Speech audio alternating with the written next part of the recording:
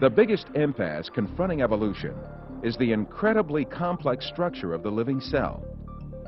Every living thing on Earth is made up of cells about 1/100th of a millimeter in size. Some living things are made up of a single cell. Yet even these single-cell organisms are remarkably complex in their composition.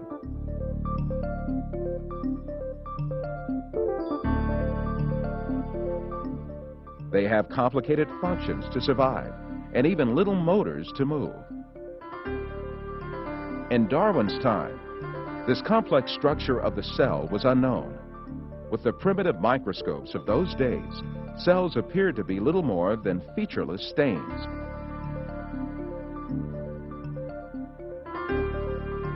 However, powerful electron microscopes invented around the middle of the 20th century began revealing just how complex and organized a living cell really was. They laid bare a complexity and organization that could not be a product of chance. A living cell is comprised of thousands of tiny parts that work in harmony. To make a comparison, within the cell, there are power stations, high-tech factories, a complex data bank, huge storage systems, advanced refineries, and a seemingly conscious cell membrane that controls what enters and leaves the cell.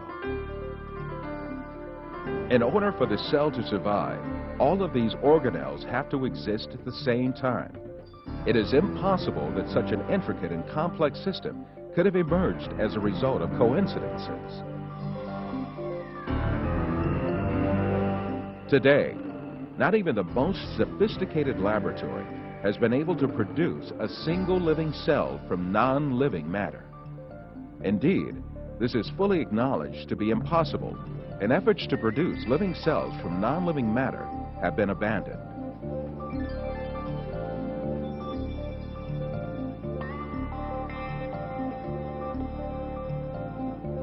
But the theory of evolution claims that this system, which man with all his intelligence, knowledge, and technology cannot succeed in reproducing, came into existence by chance.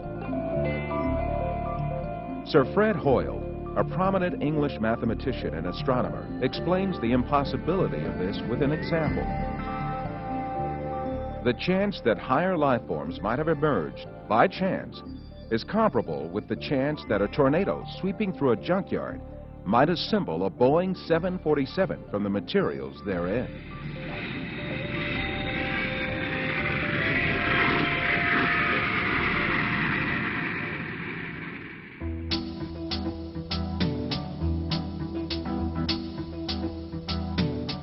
Modern biochemistry has also revealed the unimaginably complex design of the DNA molecule.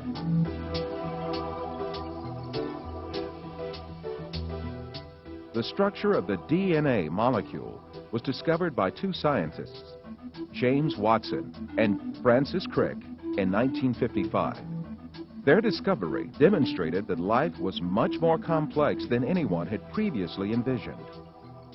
Himself a confirmed evolutionist, Francis Crick, who received a Nobel Prize for this discovery, came to confess that a structure like DNA could never have emerged by chance.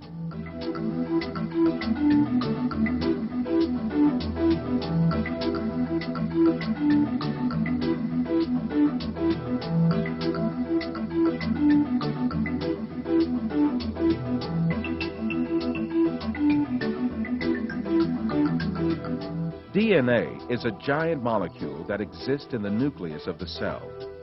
Every detail of a living being's physical and physiological makeup is coded in this double helix.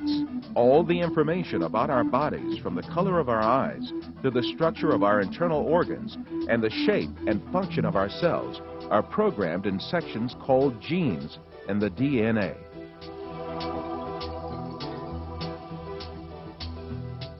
The DNA code is made up of the sequence of 4 different bases. If we think of each one of these bases as a letter, DNA can be likened to a databank made up of an alphabet of 4 letters. All the information about a living thing is stored in this databank. If we attempt to write down the information in the DNA, this would take up approximately 1 million pages.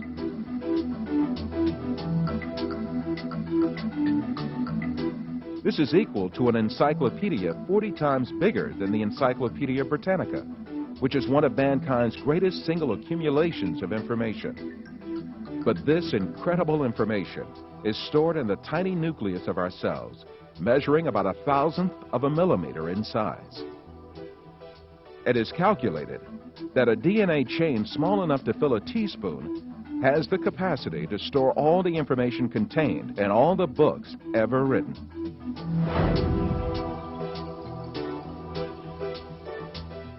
Of course, such an amazing structure could never have been formed by chance. The theory of evolution, which sees life as the result of mere coincidences and haphazard happenings, is helpless to explain anything in the face of the incredible complexity of DNA. It is evident that the DNA, the cell, and all living beings are products of an exalted and perfect creation. And since such a creation truly exists, then there must also be a creator who has an eternal power, knowledge, and wisdom.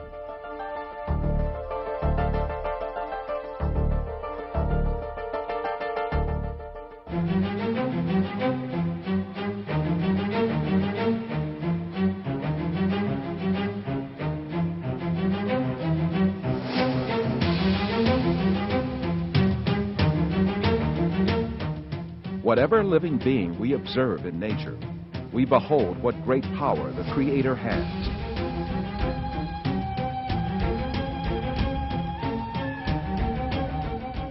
Each of the millions of living things and species in nature is a work of art. And like every work of art, they introduce to us the artist to whom they owe their existence. That is Allah, the Lord of the earth, the heavens, and all that is in between.